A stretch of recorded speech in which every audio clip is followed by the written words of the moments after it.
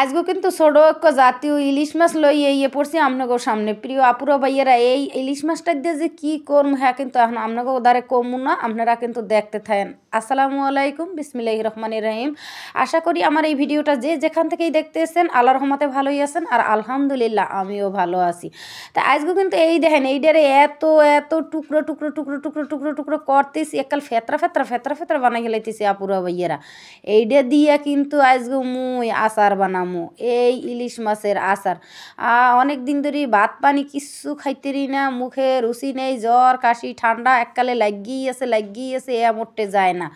তো তারপরও আল্লাহ রাব্বুল আলমিনের কাছে হাজার শুকুর, মোটামুটি এখন একটু সুস্থ। আজকে কিন্তু মন চাইতেছে যে ইলিশ মাছের আচার দিয়ে ভাত খামো। তো যেই ভাবা সেই কাজ, ছোট কোক আর বড় কোক, ইলিশ মাছ তো ইলিশ মাছই কি কনা পুরা বাইয়েরা হেগুয়ার এককালে ছোট ছোট কুড়ি কুড়ি কুড়ি কুড়ি করে টুকরো টুকরো করে লইটুই আইয়ে পড়ছি। এককালে খাঁটি সরিষার তেল দিয়ে দিছি, আবার কয়েকটা কাঁচামরিচও দিয়ে দিছি। এখন খুব সুন্দর করে এই টুকরো করা মাছ হেয়ারে ধুইয়া সুন্দর করে গড়মড়ো করে লইয়াই পড়ছি। এখন খুব সুন্দর করে এককালে লাইয়া গড়মড়ো করে নিমু। আর হেয়ার মধ্যে কিন্তু একটু সামান্য পরিমাণে হলুদের ফাঁকি, একটু সামান্য পরিমাণে মরিচের ফাঁকি এইয়া দিমু। আর দেওয়ার পরে লাস্টে যাইয়া একটু পাঁচফোড়নের গুঁড়ি আছে হেয়ারে দিয়ে দিমু, কারণ মন চাইতেছে যেহেতু। মাঝে মধ্যে কিন্তু আমি এই ইলিশ মাছের আচার বানাইতে হইলে তেমন একটা মানে রসুন টসুন দেই না, খুব কমই দেই। এইখানে কিন্তু 2-3 কোয়া দিয়েছি। আর দেই না কি লিগে, ইলিশ মাছের আলাদাই একটা ঘ্রাণ আছে যদি সরিষার তেলটা দেওয়া হয়, আর যদি একটু মনে করেন সরিষা বাটা দেওয়া হয় তাহলে সেই লেভেলের স্বাদ হয় আপুরা ভাইয়েরা। আজকে যে আমি এই ইলিশ মাছ টুকরো টুকরো করে লইছি, অন্যান্য দিন তো একটু বেশি করে লই, এই এর লেগিয়া আজকে আর ওই যে সরিষা বাটাও নাই ফ্রিজে, আর নিজের শরীরটাও অতটা ভালো না, এর লেগে আর সরিষা বাটাটা লইলাম না। ঘটমটো হরিয়া এইরকম করেই দেখি আজকে কোনোরকম খাইয়ে উঠতে পারি কি না, এই এর লেগে কিন্তু এইভাবে লইয়াই পড়ছি।